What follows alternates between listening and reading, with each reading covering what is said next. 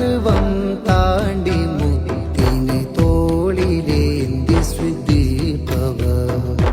ഇരുളിൽ ഭീകരവാറില് വിഷം തീണ്ടിയ നോവില് ലോക നേതാവിന്റെ മടിയിൽ നിദ്ര നൽകിയ സ്വാദിഖ് ഉരുകി ഉരുകി ഖദീജ ഉമ്മ വെളിച്ചമായി ഹബീബിന് സ്നേഹജീവിതമെന്ന വാക്കിന് അർത്ഥമായവർ